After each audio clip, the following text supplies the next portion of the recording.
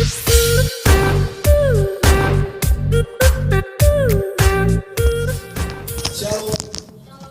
Kita bertemu kembali untuk memuji Tuhan dan meninggikan nama-Mu. Dengan nama Tuhan memberikan yang terbaik untuk Tuhan. Haleluya. Mari kita naikkan kita kepadanya, karena Dia terbaik bagi kita dan menyertai kita selama-lamanya. Haleluya.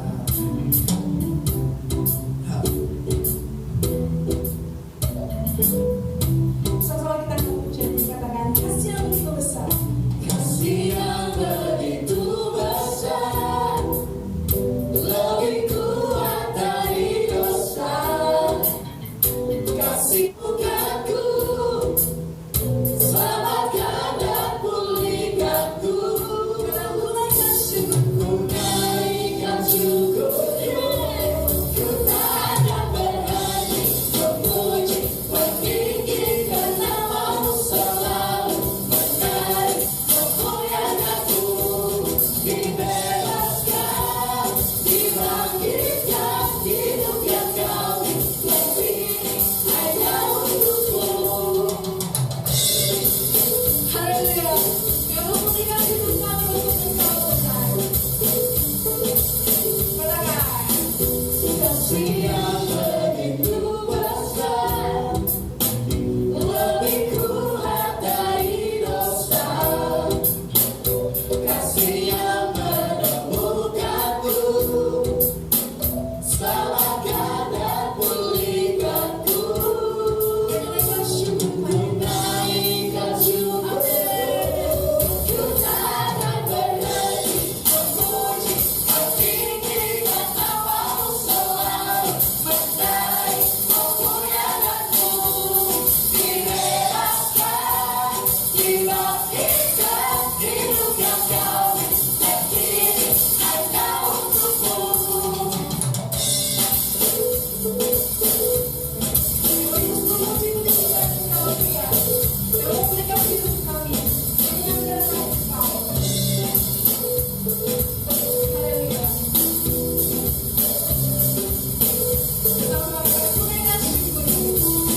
Menaikkan syukurku,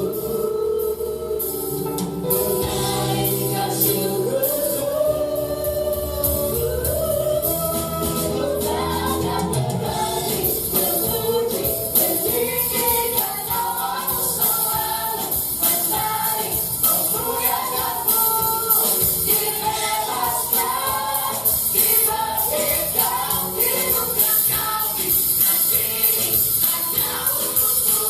Akan berhenti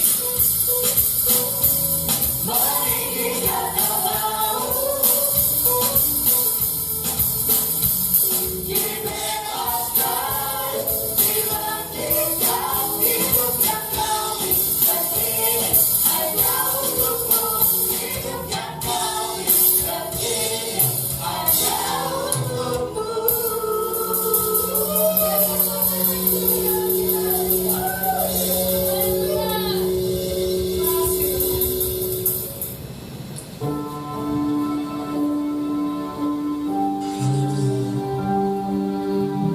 Kami ada karena anugerah-Mu Tuhan. Sampai saat ini kami ada karena kebaikan-Mu Yesus. Dan kami akan siap memuji-Mu dan meninggikan nama-Mu. Haleluya Tuhan Yesus. Haleluya.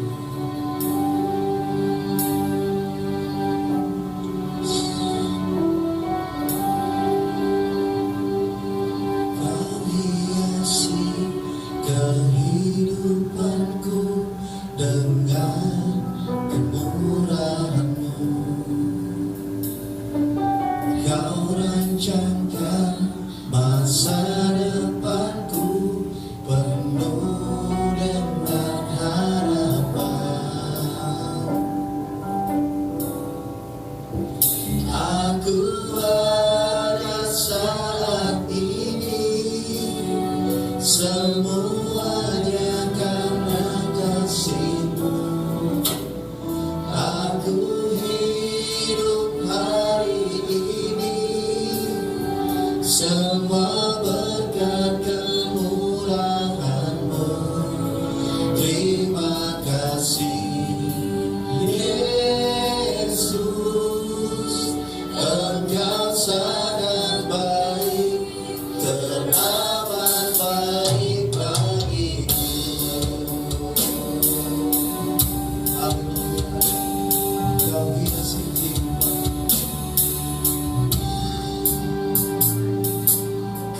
hiasi kehidupanku dengan kemurahan-Mu. Kau rancangkan masa depanku penuh dengan harapan. Aku ada saat ini, semuanya karena kasih-Mu. Aku hidup hari ini, semua berkat kemurahan-Mu. Terima kasih Yesus, Engkau sangat baik, teramat baik. Aku ada saat ini, semuanya karena kasih-Mu. Aku hidup hari ini, semua berkat kemurahan-Mu. Terima kasih Yesus, Engkau sangat baik, teramat baik bagiku. Haleluya, Kau telah baik bagi kami Tuhan. Kau telah baik bagi kami Yesus, kami bersyukur. Kau menyertai kami sampai saat ini Tuhan.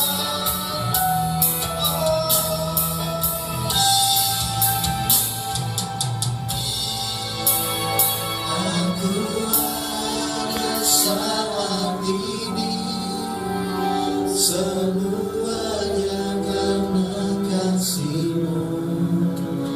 Aku hidup hari ini, semua berkat kemurahan-Mu. Terima kasih Yesus, Engkau sangat baik.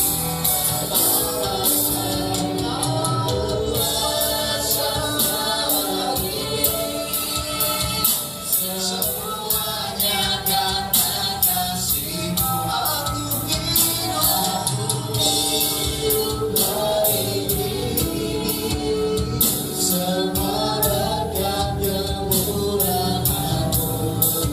Terima kasih Yesus, Engkau sangat baik, hanya pada-Mu bagiku. Yesus, Engkau sangat baik, teramat baik bagiku.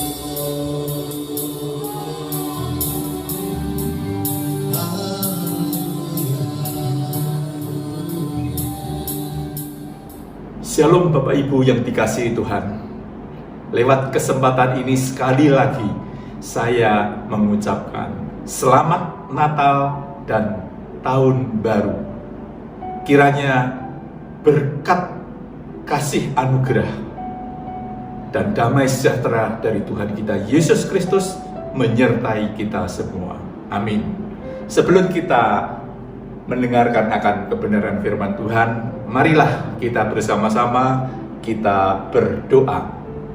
Bapa di dalam surga, kami mengucap syukur dan terima kasih Tuhan atas semua pimpinan-Mu di dalam kehidupan kami.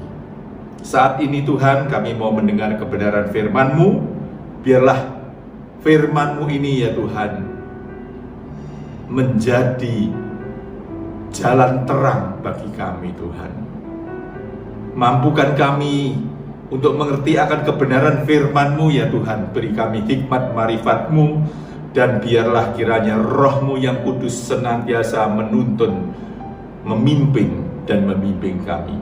Kami sambut kebenaran firman-Mu di dalam nama Tuhan Yesus Kristus. Haleluya. Amin. Bapak Ibu yang dikasihi Tuhan, tadi kita telah sama-sama berdoa. Berdoa itu adalah hal yang sangat penting bagi setiap orang percaya.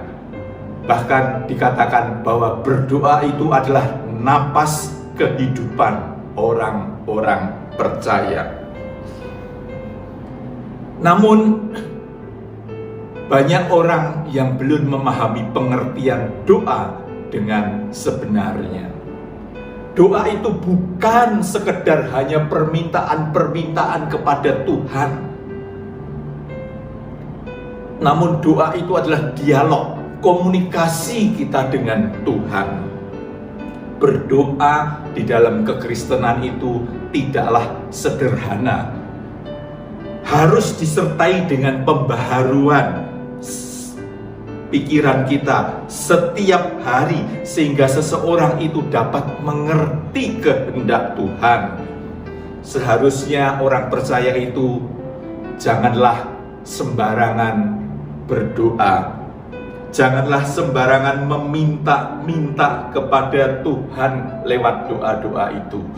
Seharusnya mereka itu harus menggumuli terlebih dulu apa yang menjadi keinginannya dan yang akan dimintakan kepada Tuhan. Karena setiap permintaan kita itu harus sesuai dengan kehendak Tuhan. Di dalam berdoa pun ada konsekuensinya, ada tanggung jawabnya, yaitu kita harus melakukan apa yang kita doakan. Tentunya yang kita minta itu harus sesuai dengan kehendak Tuhan. Oleh karena itu, Tuhan Yesus pun mengajarkan sebagai contoh seperti doa Bapa kami. Doa Bapa kami adalah satu-satunya doa yang diajarkan oleh Tuhan Yesus kepada murid-muridnya dan kepada kita semua. Doa Bapa kami itu adalah formula kehidupan yang harus kita lakukan. Karenanya kalau di dalam doa kami ada disebutkan, dikuduskanlah namamu atau dipermuliakanlah namamu. Itu artinya kita harus memuliakan Tuhan di dalam segenap hidup kita. Untuk itulah Bapak Ibu yang dikasihi Tuhan, mari kita kembali belajar mengenai doa Bapa kami, ya. Minggu sebelum Natal saya telah menyampaikan doa Bapa kami di dalam khotbah pada minggu sebelum Natal itu, dan kita telah membahas kalimat Bapa kami yang di surga.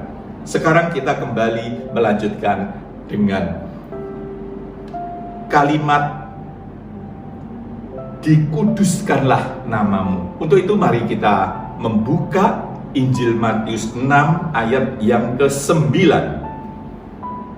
Matius 6 ayat yang ke-9, demikian firman Tuhan. Karena itu berdoalah demikian, Bapa kami yang di surga, dikuduskanlah namamu. Dalam ayat ini Tuhan Yesus mengajarkan kepada kita untuk menyebut Allah Bapa itu dengan sebutan Bapa. Yang artinya kalau kita menyebut Allah sebagai Bapa, kita ini menjadi anak-anaknya. Menjadi anak-anaknya tentunya ada konsekuensinya, yaitu kita harus mengikuti kehendaknya. Kita harus mengikuti tuntunannya. Dalam hal ini tuntunan dari Roh Allah sendiri, yaitu Roh Kudus. Kemudian dikatakan di belakang sebutan Bapa ada kami. Kami menunjukkan bahwa Allah Bapa kita ini adalah Bapa dari semua orang, termasuk orang-orang yang belum percaya. Sebab Allah menerbitkan matahari bagi orang baik dan orang jahat. Allah menurunkan hujan bagi orang benar dan yang tidak benar. Artinya Allah Bapa kami ini adalah Allah bagi semua orang. Dan kata kami ini juga mengandung makna persatuan di antara orang-orang percaya, di mana Yesus sebagai saudara yang sulung bagi saudara-saudara yang lainnya. Kemudian dikatakan Bapa kami di surga. Surga menunjukkan satu tempat di mana Allah kita, Allah Bapa kita bertahta di surga. Jadi Bapa kami di surga menunjukkan bahwa kita anak-anak Allah di dalam persekutuan dengan Tuhan Yesus dan sesama saudara-saudara seiman kita. Dan Allah kita adalah Allah yang memiliki kerajaan. Dia bertahta di surga. Sekarang kita lanjutkan dengan pembahasan mengenai dikuduskanlah namamu. Ya, Bapa kami di surga, dikuduskanlah namamu. Apa makna pengertian dikuduskanlah namamu? Kata dikuduskan ini di dalam teks aslinya bahasa Yunani disebut dengan hagiaso. Hagiaso ini artinya menguduskan. Tetapi kata hagiaso ini juga bermakna yaitu memberi penghormatan setinggi-tingginya atau menyembah, memuliakan.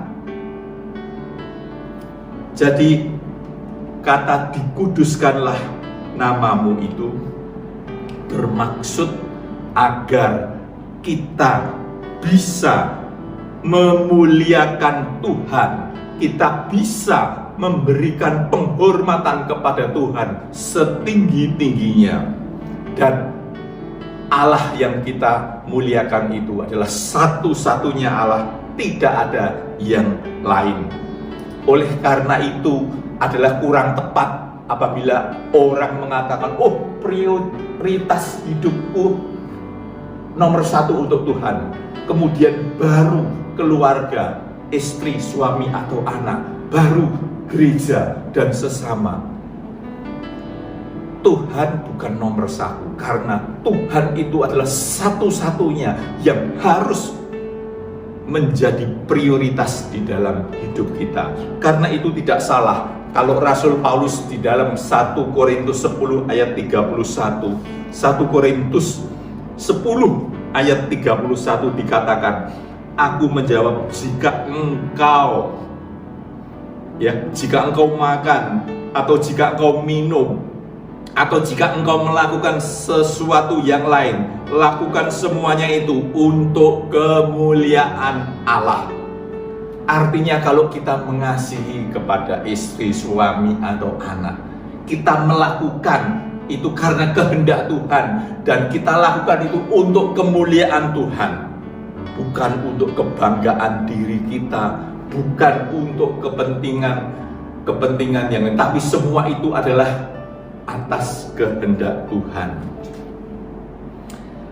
Jadi kita haruslah bisa memberikan penghormatan satu-satunya kepada Tuhan. Kehidupan orang percaya yang sudah ditebus oleh darah Yesus Kristus lewat pengorbanannya di kayu salib, itu memang hidup kita hanya boleh memuliakan, hanya boleh meninggikan nama Tuhan saja. Sebagaimana kita telah ditebus oleh darah Yesus, yang dulunya harusnya kita adalah orang-orang yang berdosa dan diampuni oleh karena anugerah dari Tuhan. Artinya kita adalah milik Tuhan Yesus, dan karenanya kita hanya tunduk, taat, dan melakukan kehendak Tuhan itu sendiri. Kita membaca di dalam 1 Korintus 6 ayat 19 sampai 20 dikatakan demikian. 1 Korintus 6 ayat 19 sampai 20 demikian firman Tuhan. Atau tidak tahukah kamu bahwa tubuhmu adalah bait Roh Kudus yang diam di dalam kamu, dan bahwa kamu bukan milik kamu sendiri, sebab kamu telah dibeli dan harganya telah lunas dibayar. Karena itu, muliakanlah Allah dengan tubuhmu. Amin. Jadi kehidupan orang percaya adalah suatu kehidupan yang harus memuliakan namanya. Maka segala sesuatu, apa yang kita pikir, apa yang kita putuskan, apa yang akan kita lakukan, apa yang kita ucapkan, lakukan semuanya itu untuk kemuliaan Tuhan, bukan untuk kemuliaan diri sendiri, bukan untuk kepentingan yang lain-lainnya. Jadi maksud kalimat dikuduskanlah namamu di dalam doa Bapa Kami ini mengandung pengertian yang pertama, orang percaya yang sudah ditebus oleh darah Yesus, dia dipanggil untuk memuliakan namanya, untuk menguduskan namanya, untuk memberikan penghormatan yang setinggi-tingginya bagi Tuhan. Ya, agar orang percaya memiliki sikap hati yang menghormati Tuhan. Itulah makna dari dikuduskanlah namamu. Ya, sebagaimana kalau kita membaca di dalam Injil Lukas 4 ayat 8, kita membaca di dalam Lukas 4 ayat 8. Demikian firman Tuhan, Lukas 4 ayat 8. Tetapi Yesus berkata kepadanya, ada tertulis, engkau harus menyembah Tuhan Allahmu dan hanya kepada Dia sajalah engkau berbakti. Maksud kata menyembah di sini adalah memberikan nilai tinggi, ya, nilai tinggi kepada Tuhan, hanya kepada Tuhan. Itulah maksud dikuduskannya. Dikuduskan namamu juga memiliki pengertian bahwa kita tidak boleh memberhalakan sesuatu. Kita hanya boleh menyembah kepada Tuhan. Dan yang kedua, kita tidak boleh memberhalakan sesuatu. Memberhalakan sesuatu artinya kita memberi nilai tinggi lebih dari kepada Tuhan.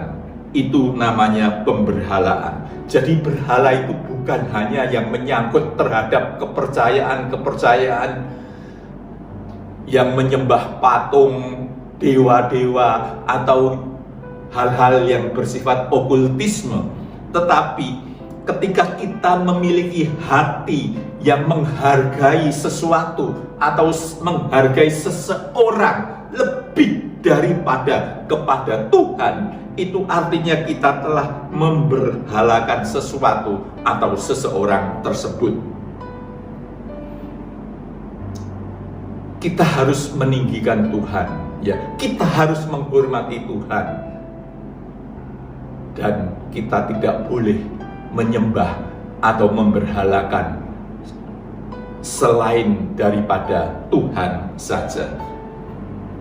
Tentunya Bapak Ibu tahu bahwa di dalam kitab Keluaran 20 ada 10 perintah Allah. Dan perintah Allah yang pertama ditulis, jangan ada padamu Allah lain di hadapanku. Perintah pertama, jangan ada Allah lain di hadapanku. Artinya Tuhan tidak menghendaki ada Allah-Allah lain atau ilah-ilah lain. Demikian juga di dalam doa Bapa Kami yang diajarkan oleh Tuhan Yesus, yaitu dikuduskanlah namamu, yang artinya kita harus menyembah hanya kepada Tuhan. Itu juga merupakan panggilan yang pertama. Ya, kalimat yang pertama, Bapa Kami di surga, dikuduskanlah namamu. Panggilan untuk menguduskan Tuhan itu juga diletakkan pada kalimat yang pertama. Artinya kita memuliakan Tuhan, meninggikan Tuhan, menyembah hanya kepada Tuhan. Itulah hal yang sangat penting dan yang utama. Demikian juga bangsa Israel ketika ditebus dari tanah Mesir, mereka seketika itu juga harus menyembah Tuhan sekalipun di padang gurun Sinai, sekalipun mereka ada di dalam persoalan dan kesulitan. Demikian juga kita, orang-orang percaya yang telah ditebus oleh darah Yesus, kita pun harus menyembah hanya kepada Tuhan, bukan kepada ilah lain, bukan kepada kepentingan pribadi kita atau keluarga kita, sekalipun kita sedang dalam situasi yang kurang menguntungkan.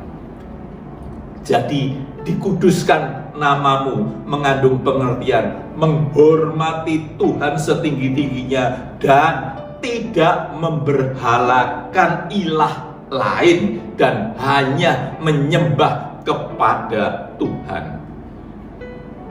Menyembah hanya kepada Tuhan. Jadi menyembah itu bukanlah orang yang berdoa menaikkan pujian penyembahan dengan syair-syair yang syahdu, atau bahkan mungkin menyembah dalam bahasa roh yang dibuat-buat sendiri. Itu bukan menyembah Tuhan.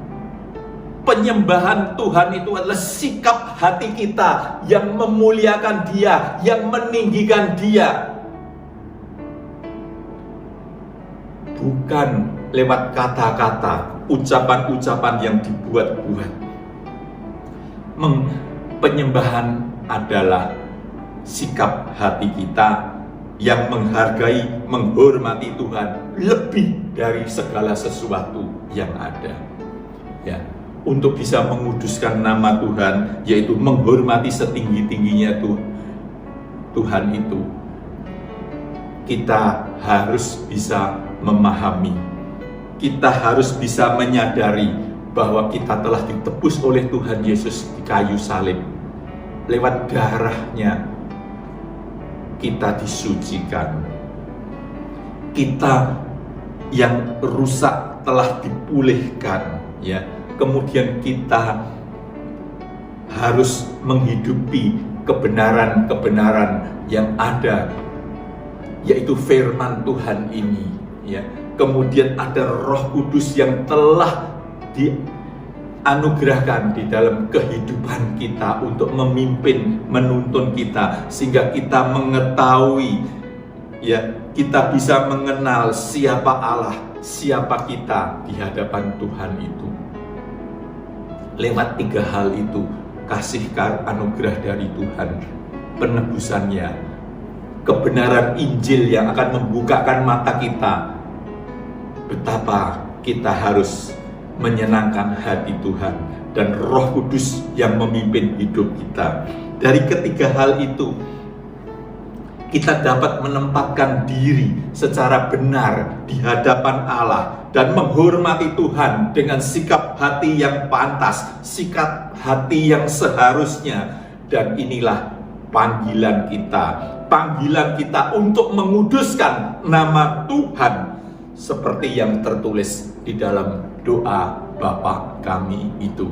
Jadi ketika kita berdoa dengan mengatakan dikuduskanlah namamu, bukan artinya nama sebutan Tuhan itu supaya kudus. Nama Tuhan itu sudah kudus dari dulu, sekarang, bahkan untuk selamanya. Tetapi bukan itu yang dimaksud, melainkan adalah hidup kita harus meninggikan Tuhan, memuliakan Tuhan, tidak memberhalakan ilah-ilah lain, dan hanya menyembah kepada Tuhan. Itulah yang dimaksud dengan dikuduskanlah namamu. Kemudian kita baca di dalam ayat selanjutnya, di dalam Matius 6 ayatnya yang ke-10. Matius 6 ayat 10 dikatakan, datanglah kerajaanmu, jadilah kehendakmu di bumi seperti di surga. Ya, sebagaimana kita telah mengetahui bahwa Allah Bapa kita ini bertahta di surga. Demikian juga di dalam doa Bapa kami yang diajarkan Tuhan Yesus disebutkan, Bapa kami di surga, Bapa kami yang di surga.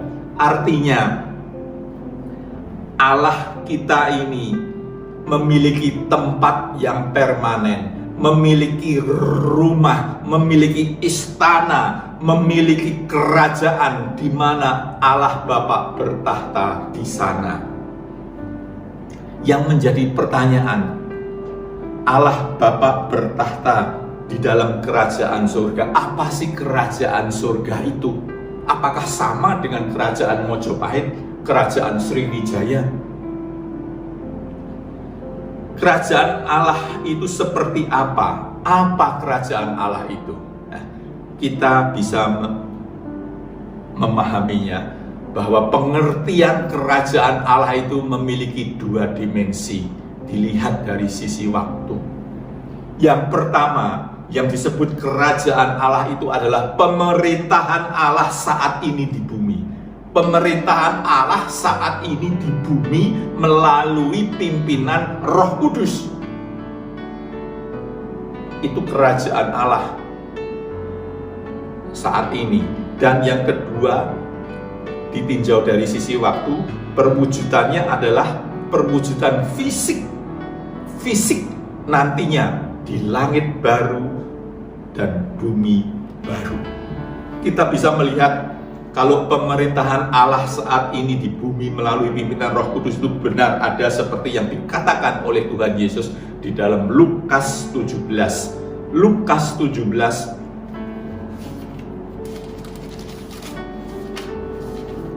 Lukas 17 ayat 20 dan 21, atau kita membacanya di dalam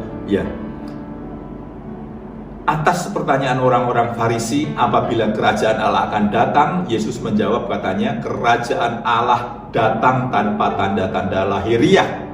Juga orang tidak dapat mengatakan, lihat ia ada di sini atau ia ada di sana. Sebab sesungguhnya kerajaan Allah ada di antara kamu.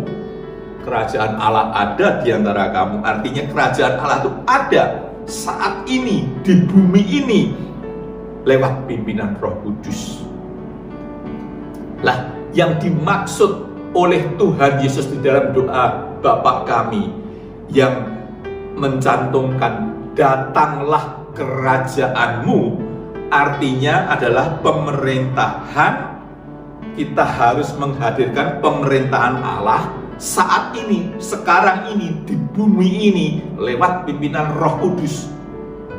Bukan nanti setelah mati. Kalau setelah mati, setelah adanya tahta pengadilan Kristus, itu ada di langit baru, bumi baru, sesuai yang tertulis di dalam kitab Wahyu pasal 21. Jadi Tuhan Yesus menghendaki kalau kita mengucapkan datanglah kerajaanmu, artinya kita harus bisa menghadirkan pemerintahan Allah di bumi saat ini, di tempat ini, lewat pimpinan Roh Kudus. Pertanyaannya, bagaimana caranya agar bisa kita menghadirkan pemerintahan Allah saat ini, di tempat ini? Yang pertama tentunya orang percaya itu harus terlebih dahulu bertobat dari dosa-dosanya, ya, dari kehidupan lamanya. Dan pertobatan ini harus dimulai dari kesadaran terhadap dosa-dosa secara umum, ya, dosa-dosa pelanggaran terhadap norma-norma umum. Dan dosa itu bukan hanya pelanggaran moral, tetapi juga kesadaran kita mengenai ketidaksesuaian hidup kita dengan Allah. Ketidaksesuaian hidup kita yang tidak seperti yang Tuhan kehendaki. Kehidupan kita yang tidak benar, yang tidak seperti Tuhan yang adalah suci. Itu adalah dosa yang harus kita ubahkan. Proses pertobatan ini terjadi pada seseorang itu berlangsung bukan seketika sekali selesai, tetapi harus dalam proses yang terus menerus dan harus diikuti dengan pembaharuan budi, pembaharuan pikiran kita. Melalui apa? Pembaharuan pikiran hanya bisa lewat pengenalan kebenaran akan firman Tuhan, sehingga kita bisa dibebaskan dari perhambaan atas dosa. Seperti di dalam Yohanes 8 ayat 31, kita baca Yohanes 8 ayat 31, demikian firman Tuhan. Yohanes 8 ayat 31. Jadi apabila anak itu memerdekakan kamu pun benar-benar merdeka. Kita akan dimerdekakan, ya. Kalau kita benar-benar mengaku percaya kepada Yesus sebagai Tuhan, artinya kita sudah mengalami pertobatan dengan pembaharuan budi kita, pikiran kita, karena kebenaran firman Tuhan yang kita pahami, sehingga kita bisa dibebaskan dari perhambaan dosa. Yang artinya orang percaya di dalam hidupnya, dia bisa melakukan apa yang Tuhan kehendaki. Dia bisa mengerti apa yang Tuhan kehendaki dan melakukan yang baik, yang berkenan kepada Allah dan yang sempurna, seperti yang Rasul Paulus katakan di dalam Roma 12 ayat 2. Jadi ada pertobatan, dan pertobatan itu harus diikuti dengan orang yang mengalami pertobatan itu harus mengalami kelahiran baru, yaitu kesadaran baru, di mana orang percaya mengalami perubahan cara pandangnya terhadap hidup ini. Cara pandang terhadap kehidupan ini harus berubah supaya dia bisa mengalami kehidupan baru. Yang lama sudah ditinggalkan. Cara pandang yang lama yang hanya mementingkan kepentingan dirinya sendiri, yang hanya memikirkan hal-hal yang jasmaniah, itu harus ditinggalkan, dan kita hidup baru untuk berpikir tentang hal-hal yang surgawi, tentang hal-hal tentang kekekalan, tentang hal bagaimana menyenangkan hati Tuhan. Itulah proses kelahiran baru yang harus dialami oleh setiap orang yang bertobat. Jadi dia akan bertumbuh di dalam pengertian akan kebenaran, yaitu kebenaran akan firman Tuhan, sehingga mengalami pertobatan yang terus menerus, sehingga cara pandangnya terhadap kehidupan ini berubah. Ya, oleh karena manusia itu telah jatuh ke dalam dosa, maka manusia itu tidak bisa hidup di dalam pemerintahan Allah. Namun Tuhan Yesus telah menyucikan kita, telah menebus kita, sehingga dosa-dosanya itu telah diampuni. Namun kita tidak boleh terus berada di dalam kehidupan yang lama, yaitu pemerintahan diri kita sendiri. Tetapi kita harus berubah, hilangkan segala keinginan-keinginan yang tidak sesuai dengan kehendak Tuhan.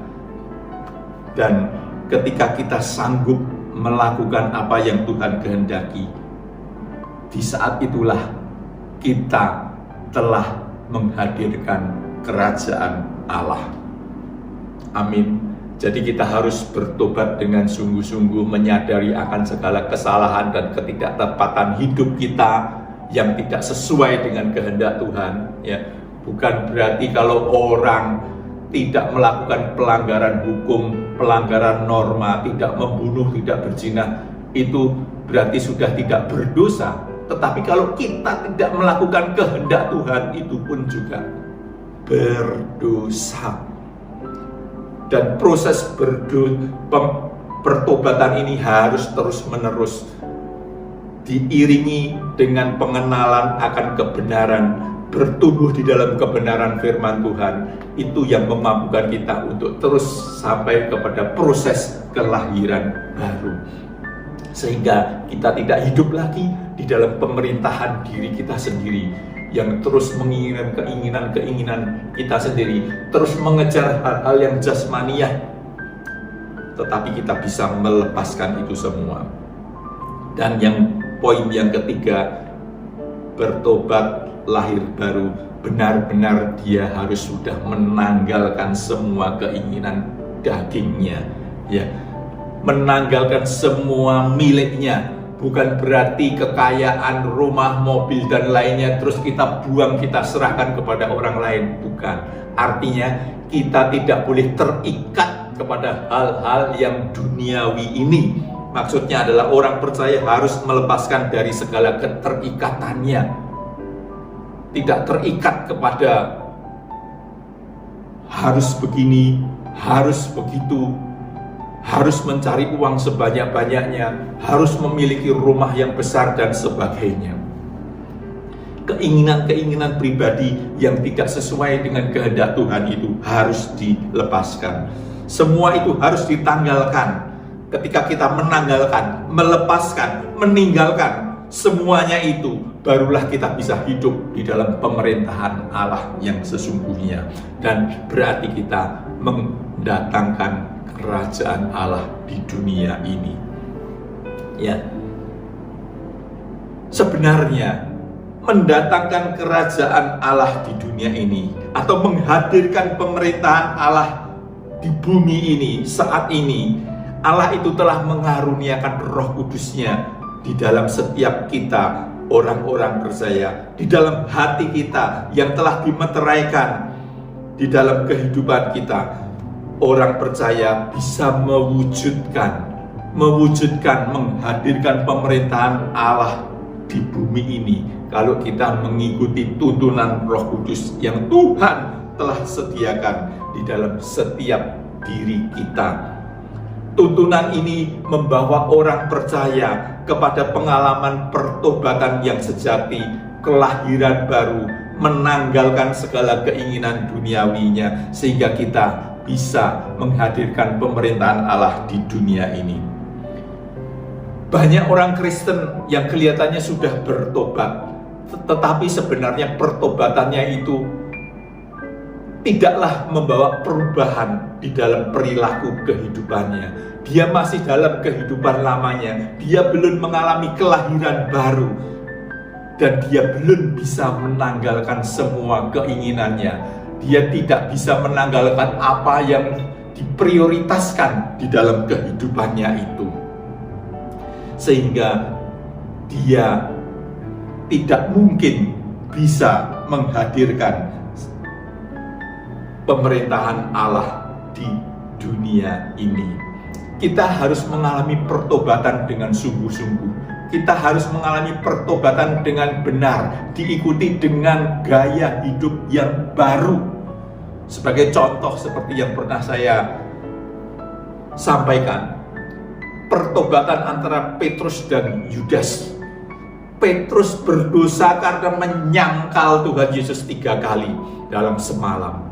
Tetapi dia menyadari kesalahannya, dia menyadari dosanya, dia bertobat, dan dia mau merubah gaya hidupnya, dan dia terus dikuatkan oleh kebenaran-kebenaran firman Tuhan. Dia menyaksikan kemana-mana dia bertobat dengan gaya hidupnya yang baru.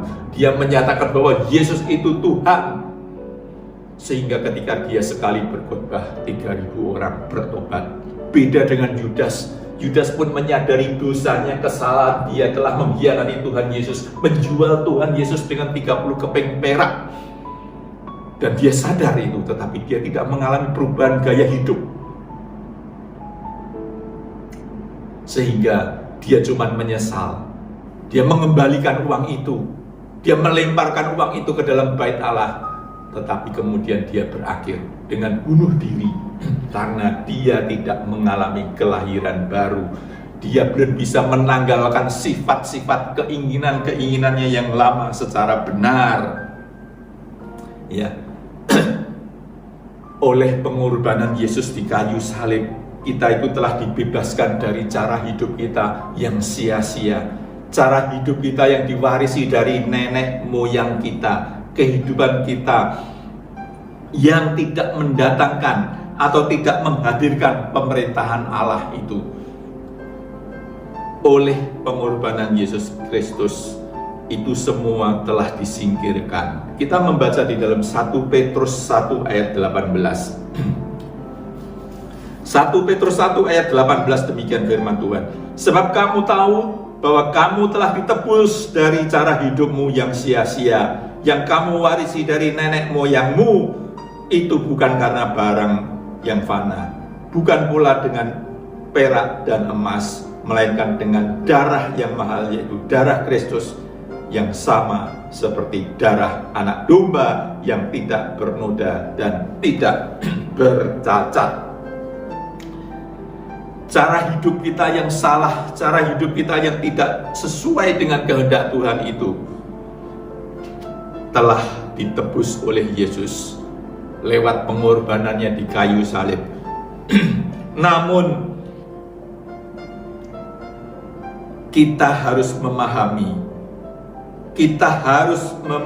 dulu bahwa kita harus terus berjuang. Kita harus terus berjuang untuk mendatangkan pemerintahan Allah. Kita tidak hanya bisa menerima anugerah begitu saja tanpa perjuangan hidup kita, ya, hidup kita yang sesuai dengan kehendak Allah. Itulah yang Tuhan kehendaki. Kita harus terus berjuang menghadirkan pemerintahan Allah dalam kehidupan kita, yaitu lewat ketaatan kepada Allah. Dan kita harus menjadi kudus seperti Allah, sempurna seperti Allah. Itulah yang disebut mendatangkan kerajaan Allah, mendatangkan pemerintahan Allah di bumi ini. Kalau di dalam Injil Matius 6 ayat 33 yang sering kita baca dan sering kita pahami bahwa carilah dahulu kerajaan Allah, maka segalanya akan ditambahkan bagimu. Kita harus memahami ayat ini pun dengan benar. Ya, ayat ini konteksnya adalah tentang kekhawatiran. Kalau kita membaca secara keseluruhan dalam satu perikop itu adalah berbicara tentang kekhawatiran. Kekhawatiran. Tuhan mengajarkan agar orang percaya tidak boleh memiliki kekhawatiran akan hal-hal kebutuhan hidup yang sifatnya jasmaniah itu melebihi atau mengalahkan, melampaui panggilan kita untuk hidup benar, untuk hidup mengumpulkan harta di surga. Ya, di dalam ayat-ayat sebelumnya, khususnya di dalam Matius 6 ayat 20 dikatakan mengenai mengumpulkan harta di surga.